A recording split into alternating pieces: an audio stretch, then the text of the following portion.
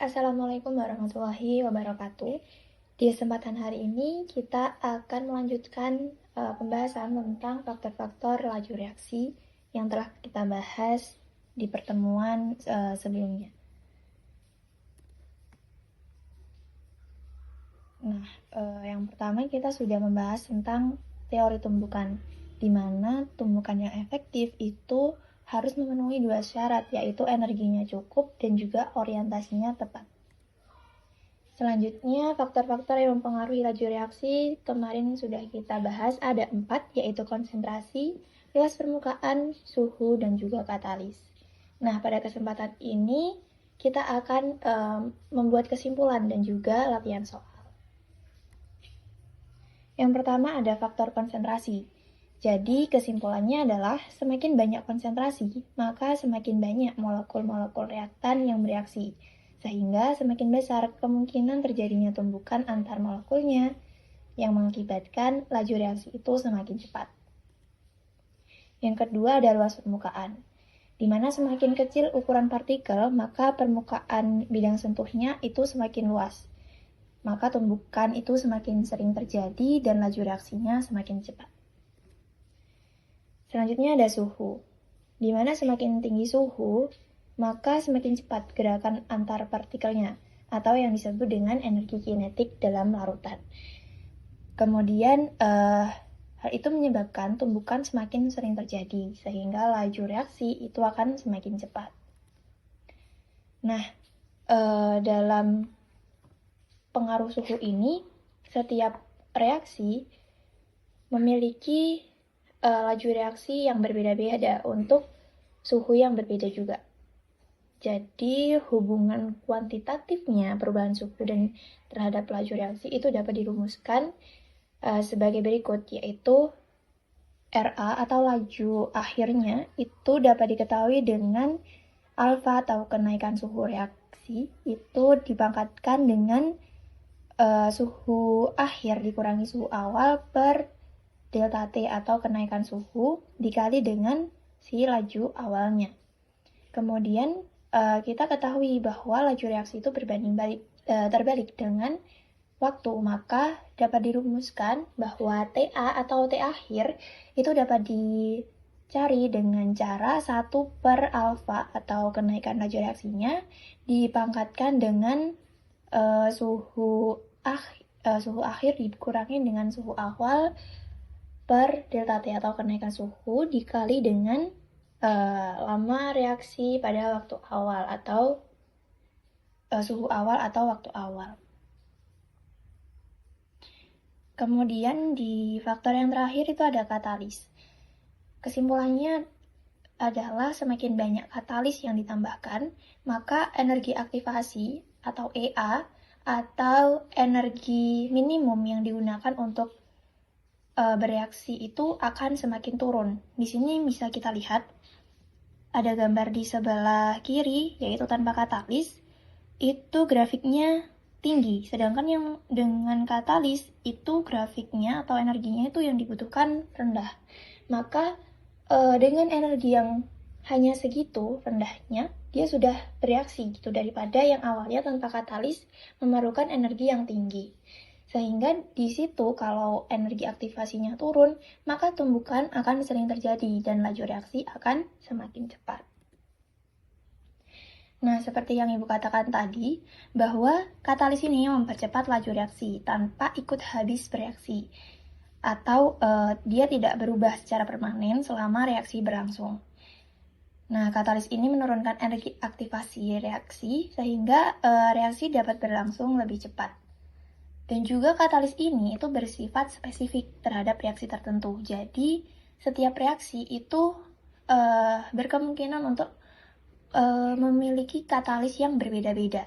Jadi, katalis contohnya yang kemarin KI, itu dia tidak berperan dalam semua reaksi. Jadi, hanya reaksi tertentu saja, seperti itu. Dan katalis ini tidak mengubah produk atau kesetimbangan reaksinya. Di katalis ini ada dua jenisnya, yaitu homogen dan heterogen. Di katalis homogen, itu cirinya katalisnya berbeda dengan fasa reaktannya. Jadi kalau reaktannya, mohon maaf, kalau homogen itu sama. Jadi kalau reaktannya itu fasanya contohnya liquid atau aqueous, maka katalisnya juga aqueous, itu disebut dengan homogen. Berbeda dengan heterogen, jika heterogen, katalis dan reaktannya itu berada dalam fase yang berbeda. Jadi jika reaktannya itu aqueous, lalu katalisnya solid, maka dia itu adalah katalis heterogen. Nah, di sini ada contoh soal. Yang pertama, disajikan 5 beker gelas berisi HCl dan juga Na2S2O3. Nah, HCl-nya ini bermacam-macam ya konsentrasinya dan juga suhunya bermacam-macam. Pertanyaannya, laju reaksi yang hanya dipengaruhi oleh suhu terdapat pada tabung reaksi yang keberapa? Jadi kalau ditanya hanya dipengaruhi oleh suhu, maka kita lihat yang suhunya itu beda, tapi faktor lainnya itu sama. Nah, di sini kan faktor lainnya ada konsentrasinya. Maka kita lihat konsentrasinya itu yang sama dan suhunya yang berbeda. Nah, bisa kita lihat ya, di sini adalah tabung reaksi 4 dan 5. Dia konsentrasinya 1 molar, dan suhunya itu berbeda, yaitu 28 derajat Celcius dan 35 derajat Celcius. Di contoh soal berikutnya diketahui bahwa ada sejumlah magnesium dengan massa yang sama bereaksi dengan asam klorida dengan jumlah yang sama pula. Nah, ada data seperti di layar ini. Jadi konsentrasi asam dan juga suhunya itu dibuat bermacam-macam. Nah, pertanyaannya, dari faktor-faktor yang mempengaruhi laju reaksi yang sudah dipelajari sebelumnya, manakah kondisi pada data di atas itu yang menghasilkan yang pertama reaksi tercepat dan juga yang kedua reaksi terlambat. Nah, untuk reaksi tercepat, karena laju reaksi itu berbanding lurus dengan konsentrasi dan suhu, maka untuk laju yang atau laju reaksi yang paling besar itu konsentrasi dan suhunya itu juga kita pilih yang terbesar. Nah, untuk reaksi tercepat maka kita bisa pilih di sini adalah reaksi nomor 1 ya, karena konsentrasi asamnya itu paling tinggi dan suhunya juga paling tinggi. Yang kedua, untuk yang terlambat maka kita bisa pilih reaksi yang nomor 2. Karena di sini asamnya itu yang paling rendah dan suhunya yang paling rendah, di mana jika konsentrasi dan suhu rendah, maka laju reaksinya juga akan kecil atau lambat. Berikutnya disajikan grafik X, Y, dan Z. Nah, kita disuruh untuk memprediksi nih. Reaksi CaCO3 dan HCl ini menggunakan CaCO3 serbuk kepingan dan bongkahan, itu grafiknya bagaimana sih terhadap volume CO2 dan waktu. Jadi untuk yang X itu bisa kita lihat ya, volume CO2-nya dia itu paling besar atau paling banyak. Maka bisa disimpulkan bahwa laju reaksinya itu dia paling besar daripada Y dan Z. Begitu juga yang Y, dia lebih besar daripada Z. Maka untuk di sini itu luas permukaan, maka luas permukaannya yang paling lebar itu dia yang memiliki laju reaksi paling tinggi. Maka bisa diurutkan bahwa X itu adalah serbuk, Y adalah kepingan, dan Z adalah bongkahan. Nah, kepingan sama bongkahan ini kalau anak-anak belum paham, kepingan itu seperti uang logam. Dia lebih tipis daripada bongkahan. Kalau bongkahan itu contohnya adalah batu. Dia lebih tebal, seperti itu. Maka luas permukaannya itu lebih luas yang kepingan. Dan juga yang paling luas adalah serbuk, seperti itu. Contoh soal berikutnya, di sini diketahui bahwa setiap kenaikan suhu 10 derajat Celcius, laju reaksinya menjadi 2 kali lebih cepat.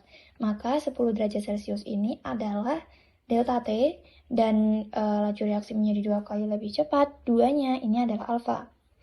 Lalu suatu reaksi yang berlangsung pada suhu 20 derajat Celcius yaitu adalah T0 atau T awal, mempunyai laju 10 meter per second, 10 molar per second.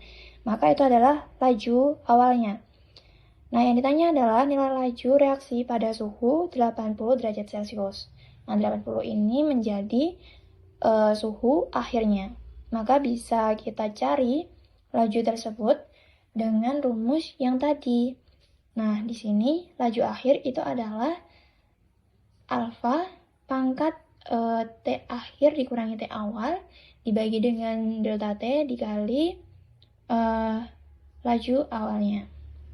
Maka tinggal kita masukkan aja yang diketahui tadi.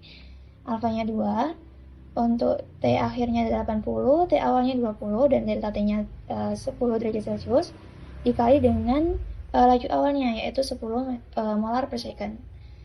Jadi setelah kita kurangi, ini adalah 80 dikurangi 20 itu 60, dibagi dengan 10 maka 6. 2 pangkat 6 itu adalah 64. Dikali dengan laju awalnya tadi 10, maka didapatkan 640 molar per second. Itu adalah laju akhirnya. Di soal berikutnya, di sini kita mencari yang waktunya. Jadi berbanding terbalik dengan lajunya tadi. Nah, diketahui dalam soal itu bahwa reaksi yang berlangsung 3 kali lebih cepat setiap kenaikan suhu 20 derajat Celcius, maka alfanya adalah 3 dan delta T-nya adalah 20. Nah, dari sini ketahuan ya bahwa delta T itu pasti bergandengan dengan berapa kali lebih cepatnya itu kenaikan suhunya. Setiap kenaikan suhu maka itu adalah delta T. Lalu reaksi dijalankan pada suhu 50 derajat Celcius. Itu adalah suhu awalnya, memerlukan waktu 27 detik. Nah, yang ditanya adalah waktu yang diperlukan jika reaksi dijalankan pada yang pertama 30 derajat Celcius, yang kedua adalah 90 derajat Celcius. Jadi ini menjadi T akhirnya. Dengan suhu segini, maka waktu yang diperlukan itu berapa sih? Gitu. Mari kita kerjakan. Nah, ini adalah pembahasannya. Tadi yang diketahui sudah ditulis, kenaikannya itu adalah 3 kali dengan kenaikan suhu 20 derajat Celcius.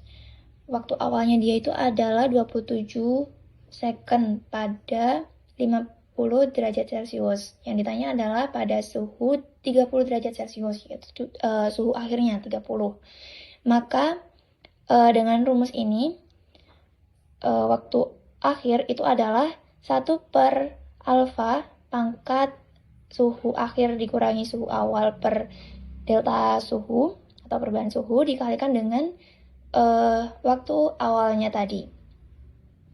Nah, karena terakhir suhu akhirnya itu 30 dan awalnya 50, maka di sini kan hasilnya itu min ya. Min 20. Min 20 dibagi 20 maka jadi min 1. Nah, di sini kalau 1 per 3 dipangkatkan min 1, maka min 3-nya ini, 3 min 1-nya ini pindah ke ruas atas. Jadi 3 pangkat 1. Yang satunya itu awalnya min, dia jadi plus gitu ya. Jadi tinggal dikalikan aja. 3 dikali dengan waktu awalnya tadi, 27 second. Jadinya didapatkan 81 second. Terus yang B tadi, yang ditanya pada suhu dia itu 90 derajat Celcius, maka rumusnya sama seperti yang tadi. Tapi di sini dia kan kenaikan suhu, sehingga suhu akhir dikurangi suhu awalnya dia itu positif, jadi nggak masalah. 90 dikurangi 50 dapat 40, dibagi dengan 20, maka hasilnya 2. Nah, tinggal dipangkatkan saja, 1 per 3 pangkat 2, jadinya 3-nya itu pangkat 2 itu 9, dikali dengan 27 second. Jadi 27 dibagi 9 ya. Hasilnya adalah 3 second atau 3 detik. Nah, di sini dapat kita tarik kesimpulan bahwa yang ini itu kan suhunya dia turun. Maka waktunya di sini dia juga waktunya itu dia semakin lama atau reaksinya melambat. Sesuai sama pengaruh faktor yang sudah kita bahas sebelumnya. Jadi kalau suhunya turun ini 50 ke 30, maka waktu yang dibutuhkan itu semakin lama. Cocok ya sama teori kita. Dan yang B ini kalau suhunya naik, maka waktunya akan semakin cepat atau lajunya itu semakin cepat gitu. Kalau suhunya naik, dia semakin cepat. Kalau suhunya turun, dia semakin lambat. Gitu ya.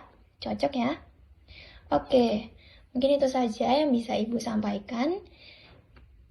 Ibu akhiri pembelajaran kita hari ini. Terima kasih. Wassalamualaikum warahmatullahi wabarakatuh.